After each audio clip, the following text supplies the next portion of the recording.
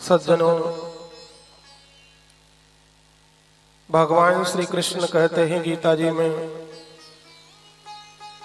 गीता में हृदयम पार्थ। हे अर्जुन, गीता तो मेरा साक्षात हृदय है। गीता में चोत्तमम गृहम, गीता मेरा उत्तम घर है। भगवान ने कहीं नहीं कहा अपना घर किसी को नहीं बताया, किसी शास्त्र आदि को नहीं बताया, लेकिन जब गीता की बात आती है तो भगवान कहते हैं कि गीता में हृदय, गीता मेरा हृदय है। गीता मानव मात्र को पढ़नी चाहिए, कोई भी किसी भी वर्ण का हो, किसी भी आश्रम का हो, सबका खुला मार्ग बताती है, परमात्मा की प्राप्ति का मार्ग बताती है, सबके लिए खुली हुई है, सभी अधिकारी हैं इसके। श्रीमद् भगवत गीता के दूसरे अध्याय में 15वां श्लोक है।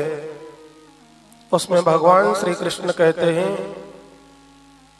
कि यम ही न व्यथयन्ते ते पुरुषम पुरुषर्षभ समदुःख सुखम धीरम सोमृतत्वाय कल्पते।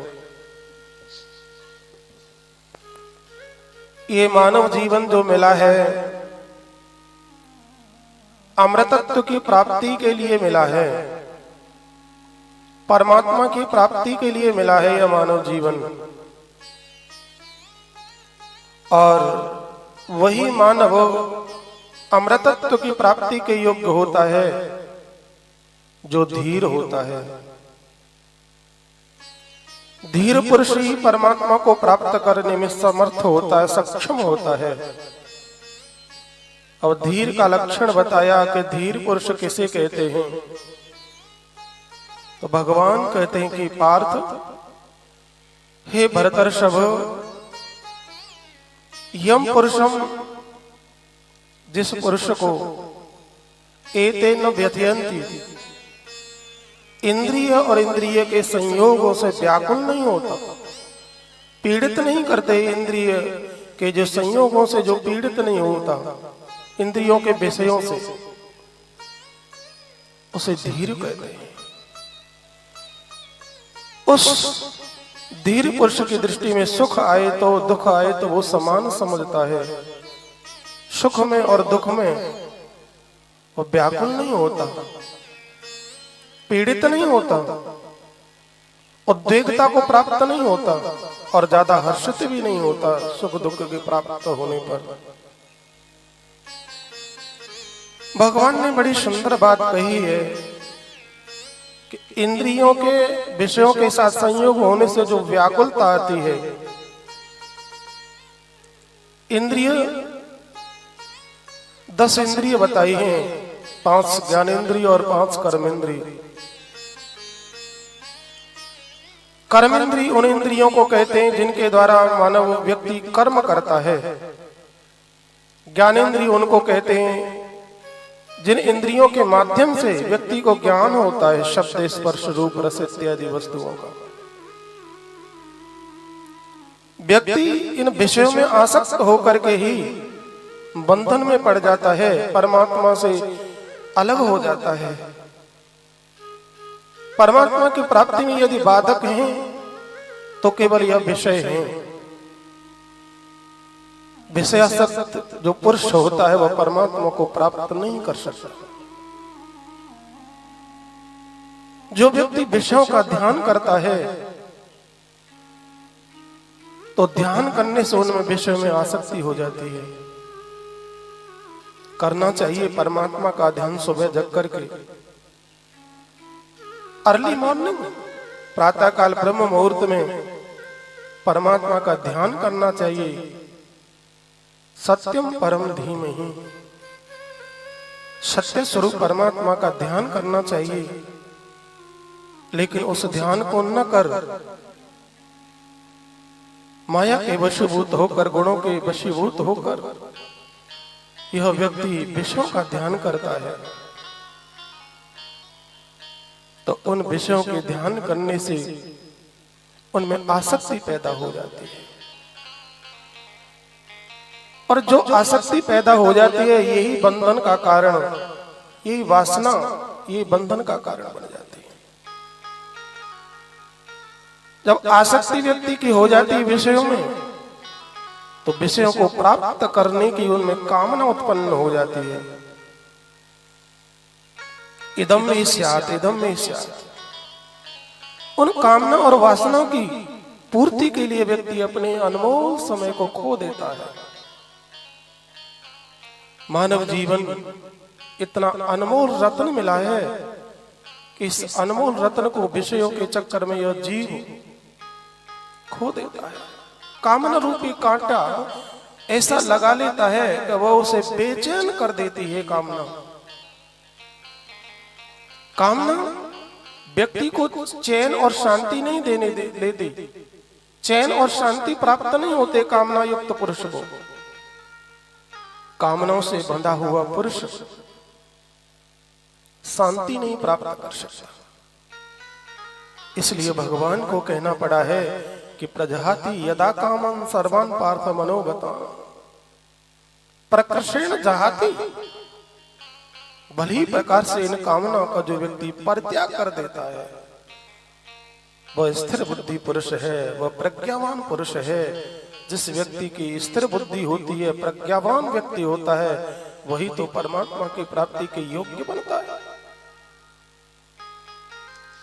तो ये कामना बेचैनी पैदा कर देती है। जैसे व्यक्ति के चलते हुए व्यक्ति के कोई कांटा चुभ जाए, अब जब तक कांटा है तब तक व्यक्ति की बेचैनी रहेगी। कांटा जब तक नहीं निकलेगा तब तक दर्द से, पीड़ा से वो व्याकुल रहेगा, अशांत रहेगा। ऐसे ये कामना रूपी कांटे हैं। एक कामना की पूर्ति के लिए व्यक्ति कितने कितने प्रयास करता है, अनमोल समय चला जाता है। और हम और आप सभी लोग इन कामना वासनाओं की, इच्छाओं की पूर्ति में तो लगे हुए हैं। जो कि लगना चाहिए हमें भगवान के ध्यान में, भगवान के भजन में, परमात्मा के भजन चिंतन में लगना चाहिए कि अनमोल रत्न मिला है। कबहू की कर करुणा नर देही, देत ईश बिन हेतु सुनई। ये बार बार मौका नहीं मिलेगा। 84 लाख योनियों के बाद भगवान ने यह मानव चोला दिया है, एक मौका दिया है अपनी प्राप्ति के लिए। मैं तुमको मानव चोला दे रहा हूं, इससे तुम मुझे प्राप्त कर सको। और यह विषयों में अपने जीवन को खो देता है, गंवा देता है। आसक्तिवान जो पुरुष होता है, विषयों का जो चिंतन करता है, तो विषयों में आसक्ति हो जाती है और आसक्ति से उन विषयों की कामना उत्पन्न हो जाती है कि इदम में स्यात्, इदम में स्यात्। अब जब कामना में बाधा पड़ती है, कामना में कोई रुकावट पड़ती है, तो व्यक्ति के अंदर क्रोध उत्पन्न होता है। क्रोध एक इतनी प्रज्वलित अग्नि है कि जैसे माचिस जलाते हैं तो माचिस तिल्ली जलाते हैं तो वो स्वयं भी नष्ट होती है, तब जाकर के दूसरे को जलाती है। ऐसे ही क्रोध है। जिस व्यक्ति के हृदय में क्रोध सवार रहता है, तो क्रोध उस व्यक्ति का स्वयं का पहले नुकसान करता है, दूसरे का तो तब करेगा जाकर के। अपना ही पतन कर लेता है क्रोध के वशीभूत होकर के व्यक्ति। काम, क्रोध और लोभ ये 3 बड़े प्रबल शत्रु हैं और इन प्रबल शत्रुओं से यह जीव पराजित होता रहता है। ये 3 नरक के द्वार भी भगवान ने बताए हैं। ये तीनों नरक के द्वार हैं। लेकिन जीव यदि परमात्मा को याद करता है, परमात्मा का चिंतन करता है, परमात्मा का भजन करता है, तो वह व्यक्ति परमात्मा की कृपा से काम, क्रोध आदि पर विजय प्राप्त कर सकता है।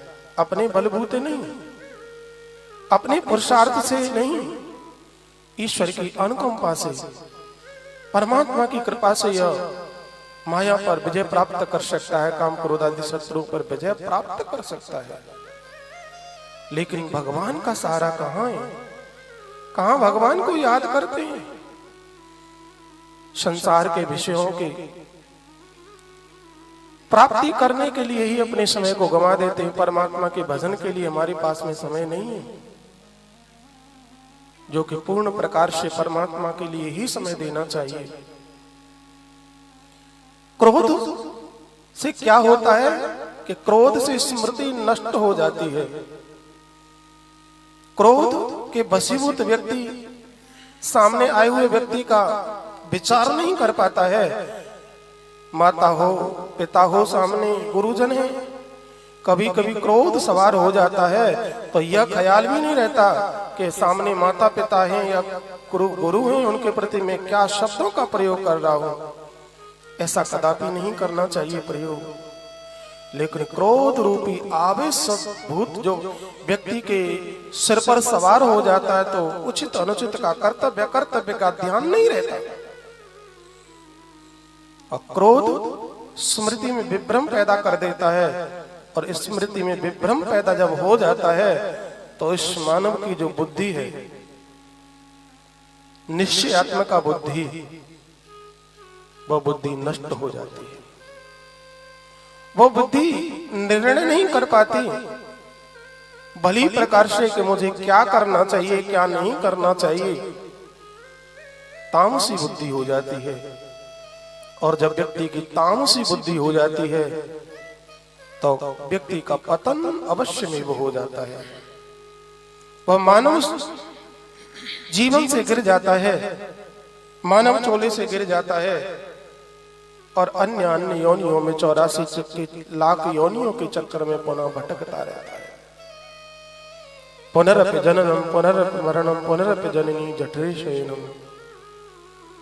यह अनादि काल से यह संसार चक्र बार बार का जन्म लेना, बार बार मरना, बार बार जन्म लेना, बार बार मरना, ये खत्म नहीं होता, नष्ट नहीं होता, ये चलता रहता है।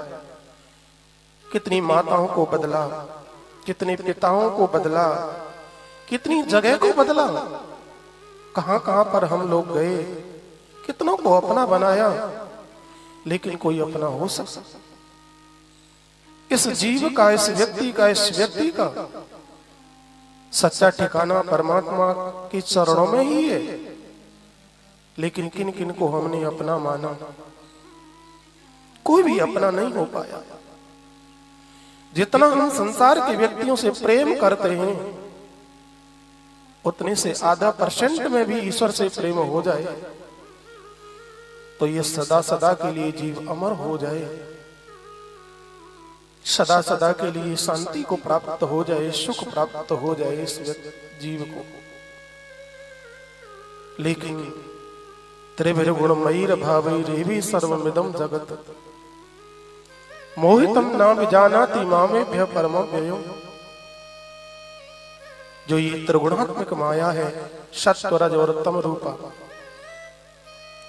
इस प्रकृति से, यह माया से यह व्यक्ति मोह को प्राप्त होता रहता है।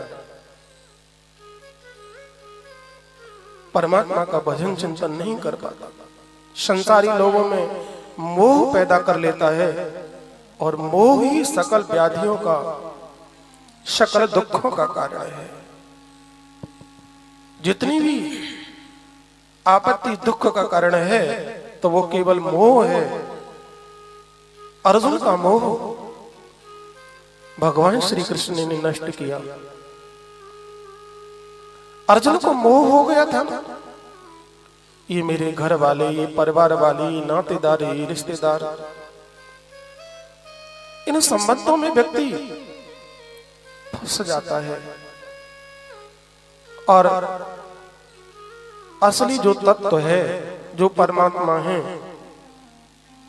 उससे च्युत हो जाता है, उसको भूल जाता है मोह आसक्त में होकर। इसलिए तो गौकर्ण जी महाराज ने अपने पिता आत्मदेव को उपदेश दिया, पिताजी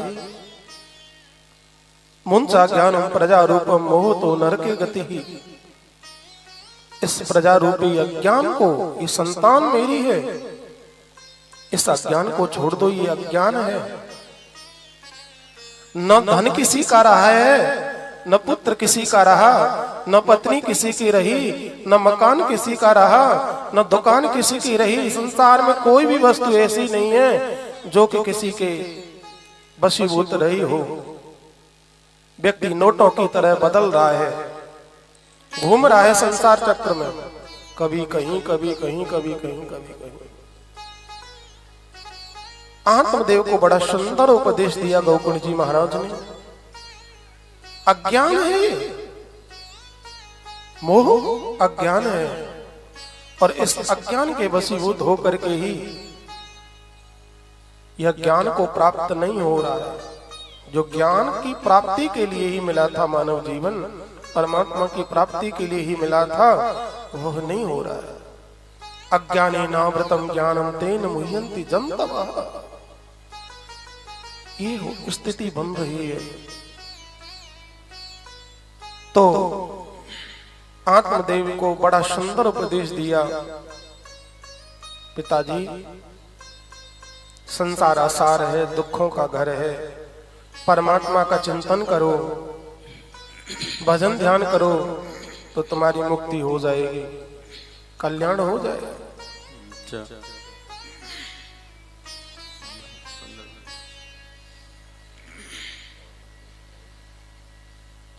परमात्मा का भजन ध्यान चिंतन करने से व्यक्ति परमात्मा को प्राप्त हो जाता है, और विषयों का ध्यान चिंतन करने से व्यक्ति का पतन हो जाता है। एक तरफ परमात्मा है और एक तरफ विषय है, तो विषय की ओर न जाकर के हमें परमात्मा के भजन ध्यान चिंतन की ओर चलना चाहिए और उन्हीं का ध्यान करना चाहिए। अधिक समय न लेकर के मैं अपनी वाणी को यहीं विराम देता हूँ। बोलिए श्री सद्गुरुदेव भगवान की जय, उमापति महादेव की, हर हर महादेव।